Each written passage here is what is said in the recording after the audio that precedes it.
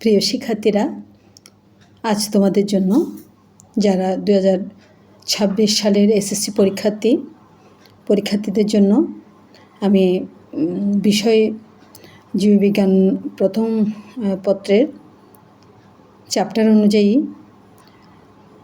কিছু short notes, অর্থাৎ যা না পড়লেই নয়, পড়তেই হবে, এরকম কিছু টপিক শেয়ার করছি।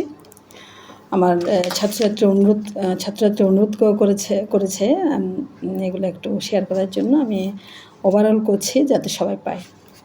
আমার জীববিজ্ঞানের প্রথম অধ্যায়টা হচ্ছে কোষ ও এর গঠন। কোষ ও এর গঠনে প্রথমে তোমাদের উদ্ভিদ কোষ এবং প্রাণী কোষের চিহ্নিত চিত্র অঙ্কন শিখতে হবে।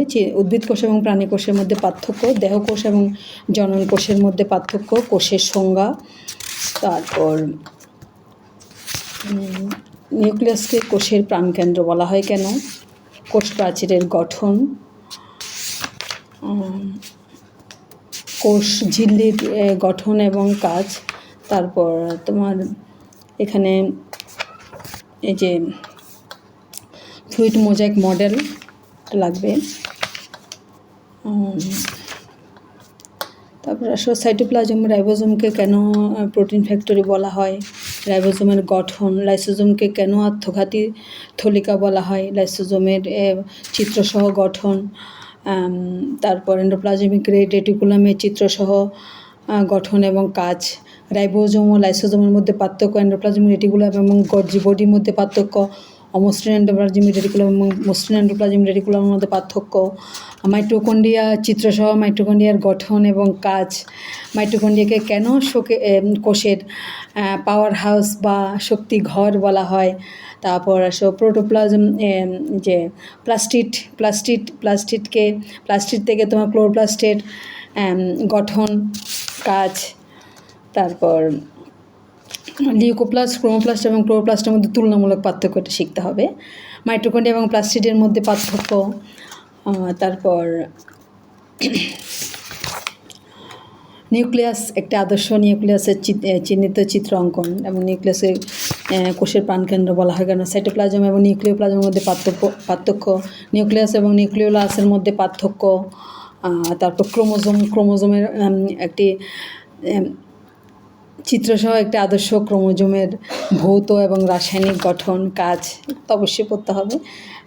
ক্রোমোজোমের তোমার যে সেন্ট্রোমিয়ারের অবস্থান অনুযায়ী ক্রোমোজোমের প্রকারভেদ, তারপর মানে ক্রোমোজোমের প্রকারভেদটাও লাগবে সেন্ট্রোমিয়ারের অবস্থান অনুযায়ী, তারপর তোমার দেহ গঠন এবং লিঙ্গ নির্ধারণের বৈশিষ্ট্য অনুযায়ী ক্রোমোজোম কয় ধরনের এটা একটু দেখতে হবে। ক্রোমোজোমের তারপর ডিএনএ, নিউক্লিক অ্যাসিড কি, ডিএনএ এবং আরএনএর মধ্যে পার্থক্য, ডিএনএর চিত্রসহ ডিএনএর রাসায়নিক গঠন, তারপর Watson Crick model, double helix model যেটা, ওটা লাগবে তোমাদের।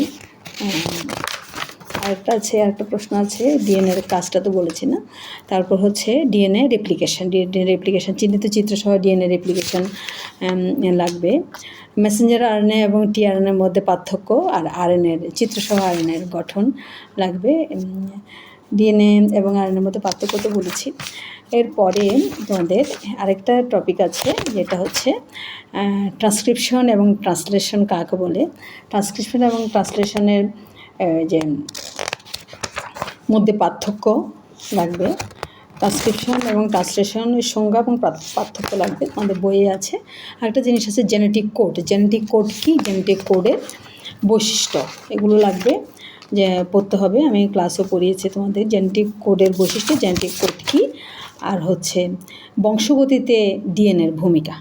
এই হচ্ছে তোমাদের প্রথম অধ্যায়ের কোষ এবং এর গঠনের মধ্যে অবশ্যই পড়তে হবে, এবং এখানের মধ্যে থেকে তোমরা পরীক্ষাতে পর্যাপ্ত লিখতে পারবে। পড়ানো হয়েছে অজস্র, এগুলো সবগুলো পড়ে নেবে। ধন্যবাদ সবাইকে।